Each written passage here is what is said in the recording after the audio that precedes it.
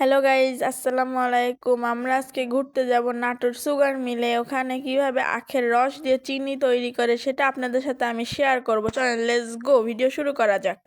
আজকে আমাদের সাথে আমার নানা নানুও যাচ্ছে। এই তো সবার প্রথম আমার ছোট ভাই বের হলো, এরপর আমার নানা বের হলো, এরপর আমার নানু বের হলো, এরপর আমার আব্বু বের হলো, এরপর সবার শেষে শারমিন সুলতান আমার আম্মু হাইপাই দিয়ে বের হলো।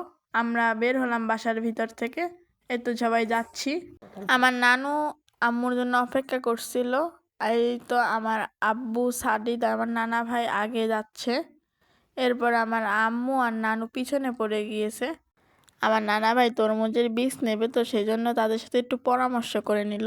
এদিকে আমার আব্বু গাড়ি ঠিক করে ফেলেছে। আমরা একসাথে সবাই গাড়িতে উঠে নাটোর সুগার মিলের উদ্দেশ্যে রওনা দিলাম। এই তো আমরা যাচ্ছি। আমরা সুগার মিলের কাছাকাছি চলে এসেছি। সুগার মিলের এই রাস্তাটা খুবই খারাপ গাইজ। এটা সুগার মিলের মেইন গেট, আপনারা দেখতে পাচ্ছেন। সুগার মিলের প্রশাসনিক ভবন এটা।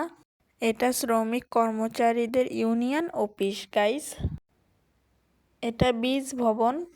এখানে আমার আব্বু আর আমার নানা ভাই যারা গার্ড আছে তাদের সাথে কথা বলছে। সুগার মিলের ভিতরের রাস্তাটা অনেক সুন্দর।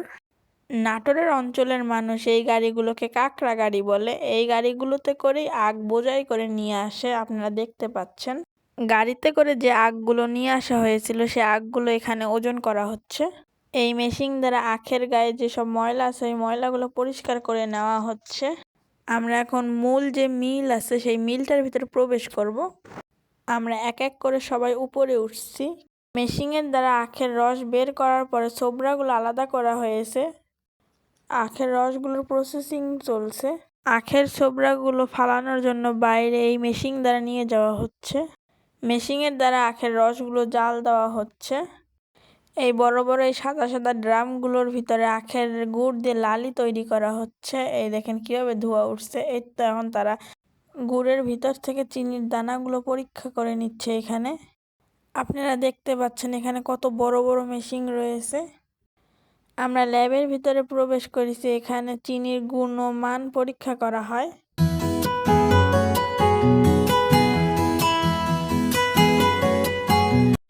এখানে চিনি তৈরি করার পরে প্যাকেটজাত করা হয়। এই দেখেন তারা চিনি নিয়ে যাচ্ছে মাথায় করে।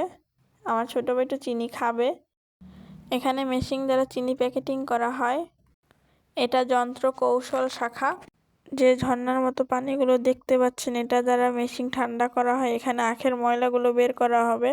আমরা এখন বয়লার হাউজের দিকে যাচ্ছি। দেখেন কত বড় বড় মেশিন। এই মেশিনটা দেখতে পাচ্ছেন, এই মেশিন দ্বারা বিদ্যুৎ উৎপন্ন করা হয়। আখের ছোবড়াগুলো পেপার বানানোর জন্য নিয়ে যাওয়া হচ্ছে। আমরা এখন এদিকে বাইরে বের হয়ে আসলাম।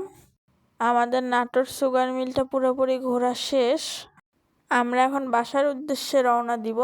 গাইজ, আমার ভিডিও যদি আপনাদের ভালো লেগে থাকে তাহলে আমার ফেসবুক পেজ ফলো করে রাখবেন এবং ইউটিউব চ্যানেল সাবস্ক্রাইব করে রাখবেন। আমি ছিলাম আপনাদের সাথে মোহাম্মদ সাকিবুল হাসান। আজকের ভিডিও এই পর্যন্তই। টাটা, বাই বাই, আসসালামু আলাইকুম।